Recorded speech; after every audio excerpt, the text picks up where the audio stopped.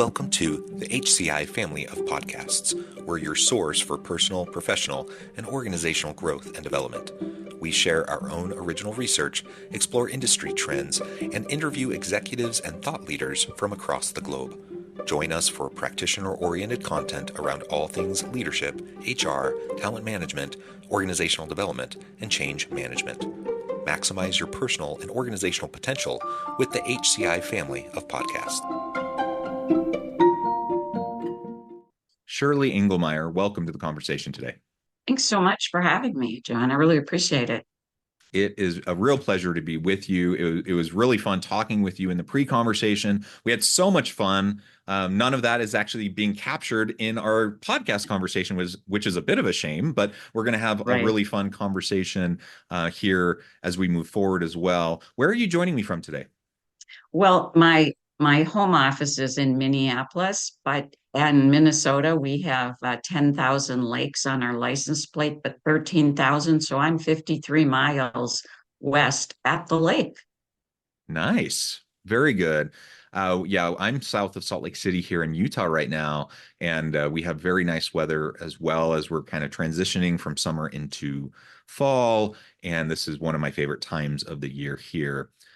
Today, we're going to be talking about a really, really important topic. It is also one of those topics that can sometimes get your blood boiling or set your hair on fire, as we were talking about in the pre-interview. We're going to be talking about building inclusive cultures to drive business success and some of the challenges around that, especially in this current sociocultural environment. You know, how it's been made so difficult to even have these conversations today. So as we get started, I just wanted to share Shirley's bio with everyone, and then we'll jump right on in. Shirley Engelmeier, founder of Inclusion Inc., has been a pioneer in diversity, equity, and inclusion for over 25 years. Since 2001, she has guided Fortune 500 companies and emerging organizations in developing and implementing DEI initiatives that enhance employee engagement, productivity, and innovation. An advocate for profitability of DEI, and she addresses anti-DEI pushback with extensive research, emphasizing its crucial and critical role in modern business strategy. Shirley, anything you would like to add by way of your background or personal context before we dive on into the conversation? Nope, I'm good to go. Thanks. All right. Well, let's maybe start with just a brief foundation around why this is just so important to the modern workplace from a business case perspective. And then we'll dive on into kind of the human case, as well as just why there's so much, pushback on DEI conversations and what we can do about it. Yeah, thanks. So let me start by saying the entire time that I've done this work, I've always focused on inclusion as a business strategy. Even before I formed Inclusion Inc. and I was doing this work with someone else, I led as a white woman from Minnesota, Denny's consent decree, race relations. And in that place, I realized that there are systems and processes at in that case, a restaurant level that would impact this. And so all along, we've been saying, hey, inclusion's a business strategy. It drives innovation, part of your focus in your work that you do. It drives engagement. It makes people more likely to stay, and it drives productivity. Mm-hmm. So that was, and I'll give you a broad piece, and then I want to dig down and identify what the different meaning of the words are. We all kind of refer to it as D, E, and I. I personally don't like that. From when I started this work, and we get to leaders and we go, hey, this is about your business. Mm-hmm. This is about attracting the best talent. It's about keeping the best talent. And oh, by the way, in a huge way, it's about selling more goods and services to customers or clients. So somewhere in the noise of not even the current, but throughout time, it just got very muddled, and it particularly got muddled what I call the global awakening and the murder of George Floyd. So here you Yeah. have leaders. Oh my gosh, I'm afraid of I and D or D and I, and now I'm supposed to know what DEI is. So you asked me any questions on that before I give you like how I think we need to approach this. And then we could get in maybe into some of the current pushback, which really isn't pushback, it's orchestrated. Yeah, yeah. Well, I think you're right. The the movement towards diversity, equity, inclusion. Some people add belonging on there. Some people call it the Jedi model or the Eddie model. There's different ways that people refer to it. It goes back a long time though, and um, before DEI, people just talked about diversity or maybe just inclusion or whatever, right? So whatever Right. terms we label this with, it's been part of the conversation for a long time, but it really hit the general public consciousness with the murder of George Floyd. And there really became that public outcry, and there became kind of this expectation, particularly among the younger workforce, that they expected their employers to speak out. Like they expected public statements. And so all of Yes. a sudden, if a company didn't have like that chief diversity officer, or if they didn't have some sort of public facing person or at least a statement to respond, they took like a real public PR hit in Right. the marketplace, right? And so all of a sudden, if they didn't have something, everyone started putting something out there, right? And so there really became this huge if there wasn't something already, there was this huge increased public awareness during that time, which many DVI proponents became very excited about, and as we often see, when the pendulum swings one direction, oftentimes there tends to be a backlash amongst Mhm. people who don't like that swing, right? And that's what we've also seen is a systematic um, response, I think, to what happened during the time of the George Floyd murder and the aftermath of that. So I think that really gets us into this anti-DEI pushback, the systematic approach that we've now been seeing in the last couple of years in places like Florida, Texas, Utah, and in other parts of the country. Yeah, let's get into it. What are you Yeah. seeing? So I'm going to frame up the definitions because I think it's important to have a basis for what they mean. And when we talk about this, I think I personally have facilitated to over 22,000 leaders since that time of murder of George Floyd.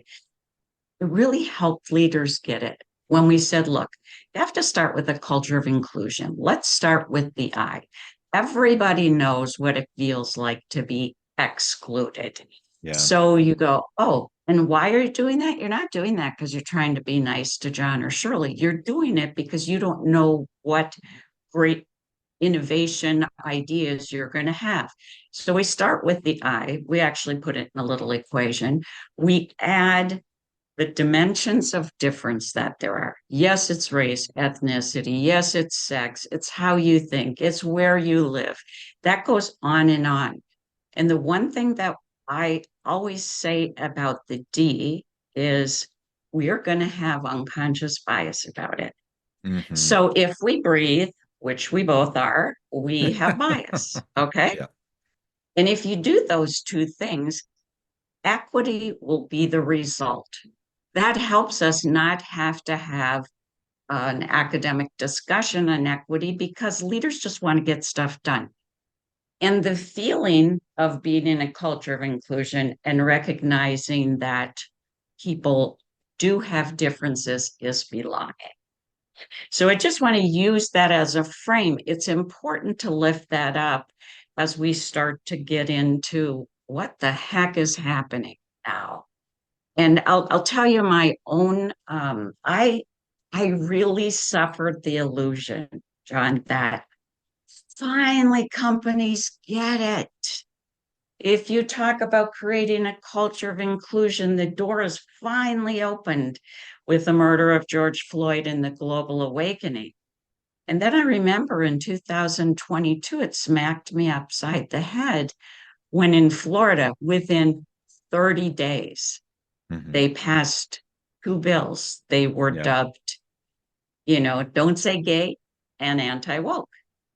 And Hmm. I kind of scratched my head and said, well, how did that happen? And then fast forward to, some clients were saying, well, what's the impact of the SCOTUS ruling? I said, we haven't really seen it. Then fast forward to, I remember the date exactly, January 24th of this year. And I opened up an article as I do my scanning. And Nicholas Confessori, New York Times reporter, had done a Freedom of Information Act trying to get back to how did these things happen? Now, his focus is specifically on the Claremont Institute. The players are much bigger than that, which I'll get back to. Uh, his was the Claremont Institute. At the same time, I thought, oh, this is the most profound change work we've ever done. Leaders really didn't know. If you start with inclusion, they get it. And then I realized the entire time we were working on that, they were doing this strategic disinformation campaign. They decided behind the scenes that you should go after white men as being discriminated against. Some really crazy things like the Constitution is only for Christian white people. And then you wind up with, oh my gosh, that started the same time. Then you wind up with legislation in Florida, Texas, Utah, where you are, because the Claremont Institute said, here's the legislation, just go implement it. So the first point I want to make to people is this is not real. It's fabricated. It's the function of a very well financed strategic campaign from what I would call a fringe group of people trying to, you know, pass their way of thinking. I believe I kindly call them ideologues and ideology. And in fact, that Nick Confessori article, it pretty much lit my hair on fire. And I go, oh my gosh, I have to write a white paper on this. And I kept researching and researching. And then I go, I have to write a book on this. I have to lift this up so that I can show what's the source of it, how it's ill defined, which we can explore, because it's not defined the way I defined it. Yeah. It's like fabrication of things to make everybody afraid and for corporations and universities to cower in the face of this. I get pretty lit up about this. Yeah, let's talk about how they're doing this, setting up the Sure. conditions for people to cower. I like how you just said that. It's really fear-based, right? So let me start with what I think is the most astounding things, and I'll try to mention different groups as I go, as I lift it up. It's the highly affluent already achieved their position in life, high influence, mostly uber wealthy white men who are the drivers behind almost all of this. Hmm. I think there are some premises. So the first thing is, look, do I think white men have been discriminated against? Sure. But that's not what the overall data pattern is. If you look at McKenzie and Lean In, and they've been doing this since 2014. There hasn't been a change in this very first rung of the ladder. And this is important, I think, again, for us to align on. It's not the glass ceiling for women and people of color. It's the first rung of the ladder. I don't think people wake up in the morning and go, I think I'm going to promote more white men than I Yeah. am. but yet they get promoted at the very, very first rung by an 8% higher than white women and women of color. Yeah. So if we look at what's their fear, gosh, I have had so many sleepless nights about trying to understand when you're operating from that level of wealth position what your problem is that you're going after this. The players are everything from Claremont, which I think you've experienced there at the university in Utah. And why wouldn't somebody want to just take legislation and put it in? It's also, when I was finishing the book, it's the Heritage Foundation's Project 2025.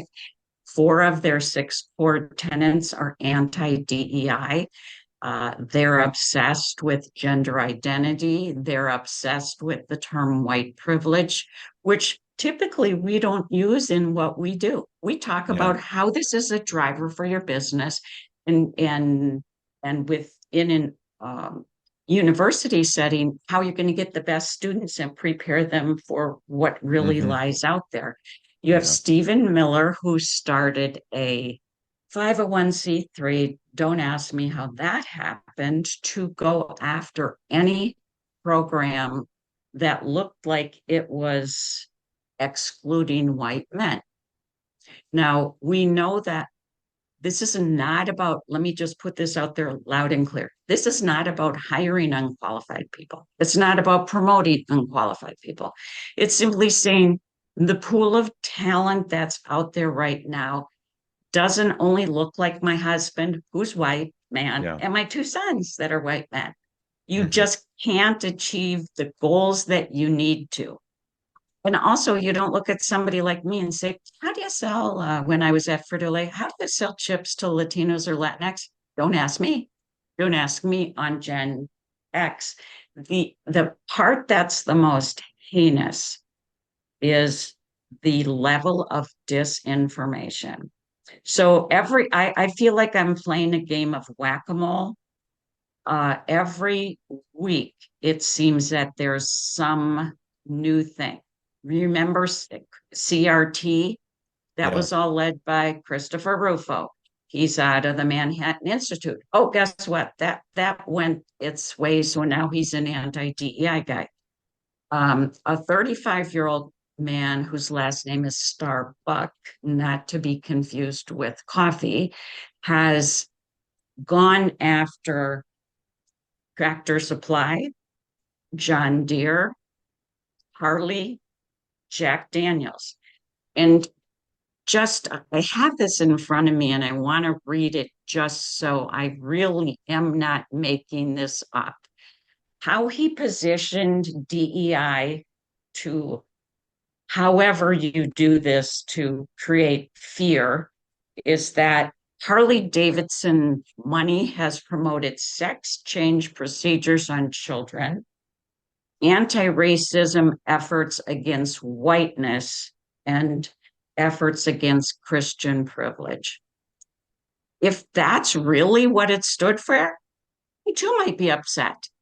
Yeah. Except that is the level of disinformation or no information. For the research I did for the book and continue to do, I have never once found a definition of woke, but it's anti woke.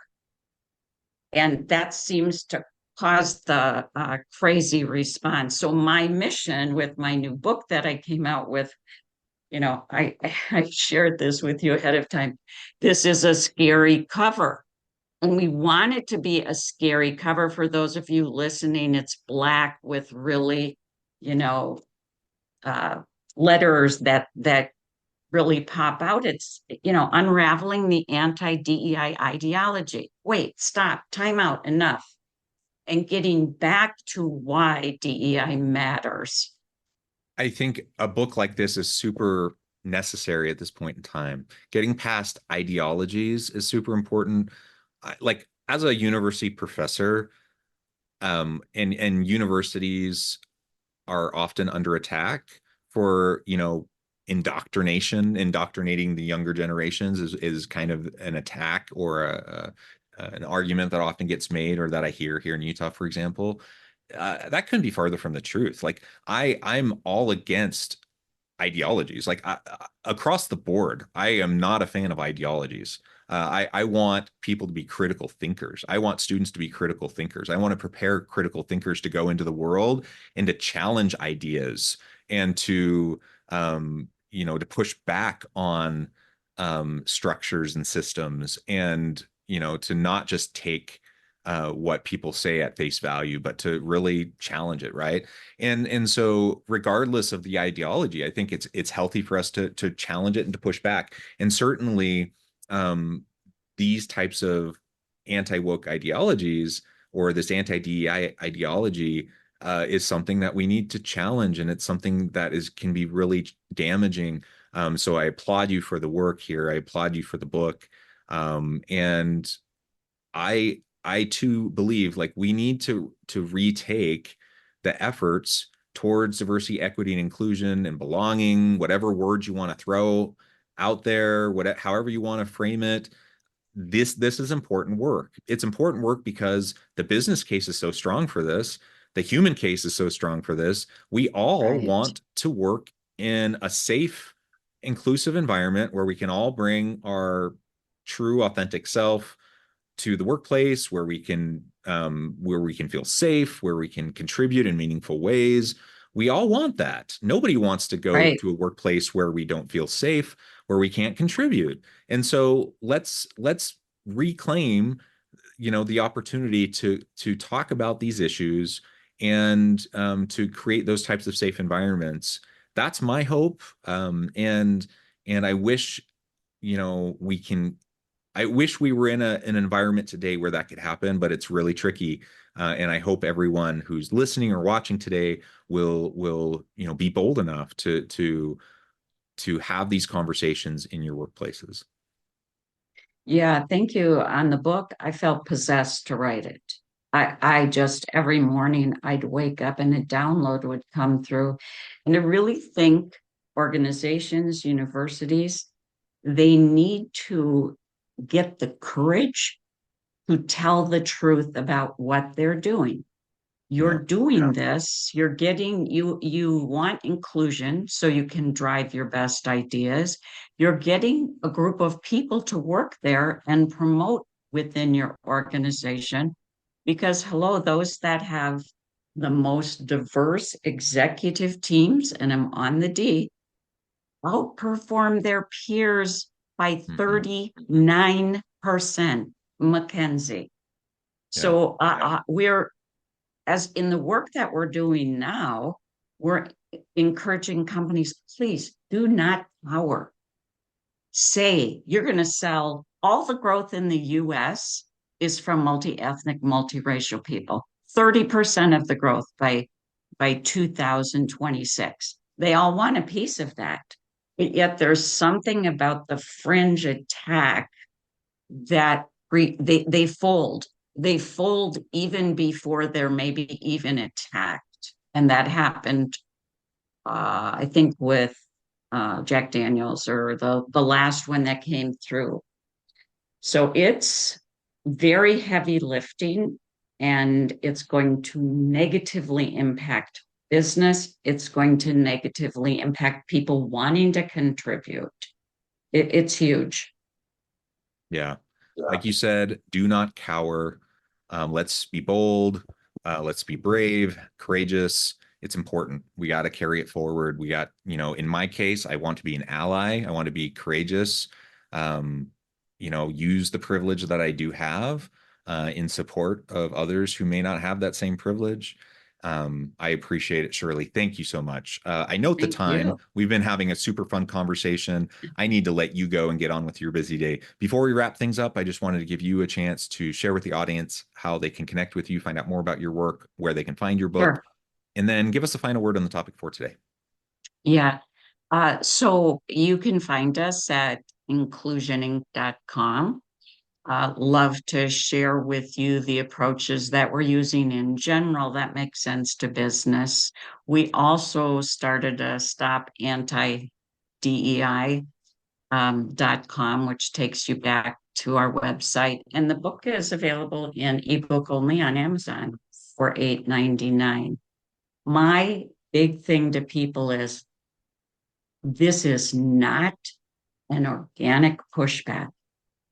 It is a highly orchestrated, well-funded result of ideology that's trying to shape the narrative to close these programs down.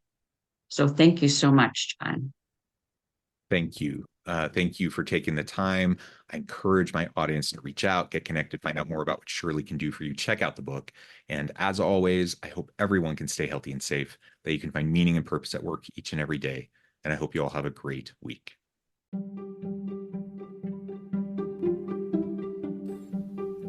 Thanks for joining us for this episode of the podcast. We hope you stay healthy and safe, and please join us again soon.